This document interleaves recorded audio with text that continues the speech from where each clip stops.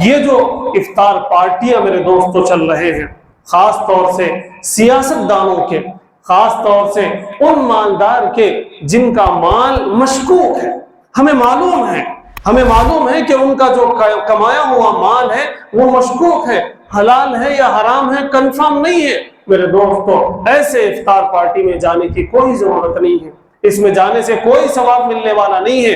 الٹا میرے دوستو، اگر خدا نخواستہ حرام لقمہ ہمارے گلے میں چلے گیا، ہمارے حلق میں چلے گیا، تو میرے دوستو ہماری عبادتیں اکارت جائیں گی، ہماری دعائیں اکارت جائیں گی، دعائیں قبول نہیں ہوں گی۔ اس لیے میرے دوستو ہمیں افطار پارٹیوں کو بہت اوائڈ کرنے کی ضرورت ہے، اور جو لوگ صحیح پیسے سے افطار پارٹی کر رہے ہیں، میں ان سے گزارش کرنا چاہتا ہوں کہ افطار پارٹی میں بھوکوں کو بلائیے، افطار پارٹی میں بے روزگاروں کو بلائیے، افطار پارٹی میں ان لوگوں کو بلائیے جن کے گھر گوشت نصیب نہیں ہوتا، پیٹ بھروں کو کھلاتے میرے دوستو عجیب معاملہ ہو گیا۔ ہم کیوں بلا رہے؟ اس لیے بلا رہے کہ انہوں ہمارے کو بلائے تھے۔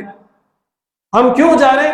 اس لیے کہ ہم ان کو بلائے تھے تو انہوں ہمارے کو بلا رہے۔ یہ تمام چونسلے بازیاں میرے دوستو بیکار ہیں۔ میں ہمارے ایک عزیز کے پاس عام طور سے علماء کرام اوائڈ کرتے ہیں، اس لیے کہ تراویح پڑھانا ہوتا ہے، اس لیے جاتے نہیں ہیں۔ میں ہمارے ایک عزیز دوست نے بلایا تو میں چلے گیا۔ آپ یقین جانیے مغرب کی نماز میری گول ہو گئی، عشاء کی نماز میں جماعت سے نہیں پڑھ سکا، تراویح میری متاثر ہو گئی۔ کتنا احتیاط کرنے کی کوشش کرے تو بھی ایسا ہو گیا۔ تو آپ بتائیے کہ جو دھڑلے سے اٹھا کے چلے جاتے اور افطار پارٹی میں چلے جاتے، ان کے نمازیں پوری اکارت جائیں گی، ان کے نمازوں کا کوئی خیال نہیں ہوگا۔ اس لیے میرے دوستوں ہمیں اس طرح کی پارٹیوں سے، افطار کی دعوتوں سے ہمیں کوسوں دور رہنے کی کوشش کرنا چاہیے۔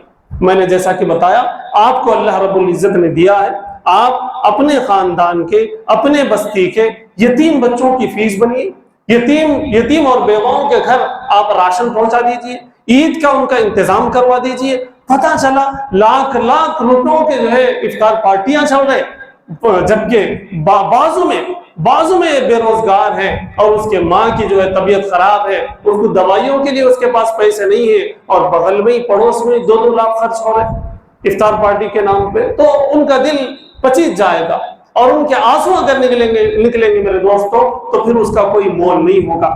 اس لیے ہمیں اس طرف بھی توجہ دینے کی ضرورت ہے۔ میں ہرگز یہ نہیں کر رہا کہ کسی کو افطار کرانا نہیں چاہیے، میں کہہ رہا ہوں کہ جو ضرورت مند ہے ان کا افطار کرائیے، جو ضرورت مند ہے ان کی ضرورت پوری کیجیے، تو پھر انشاءاللہ یہ جو شہر المواسات ہے، یہ جو ہمدردی کا مہینہ ہے، اس کا خاطر خواہ فائدہ ہوگا۔ ورنہ میرے دوستو بہت ساری دعوتیں ایسی ہیں جس میں فضول خرچی ہم اپنی آنکھوں سے دیکھ سکتے ہیں، ہم اپنی آنکھوں سے دیکھ سکتے ہیں کہ کتنا میوہ بیکار کیا جا رہا، کتنی بریانی بیکار کی جا رہی، کتنی حریص بیکار کر دی جا رہی ہے، اور کیا کچھ وہاں پر ہو رہا۔ ایسا سجارے جیسا ولیمے کا دسترخوان ہے، آپ نے ویڈیوز دیکھے ہوں گے، آپ کے محبوب نگر میں بھی وہ حیدرآباد کا دیکھا دیکھی ہو رہا۔ کیوں بھائی، کیا ضرورت ہے؟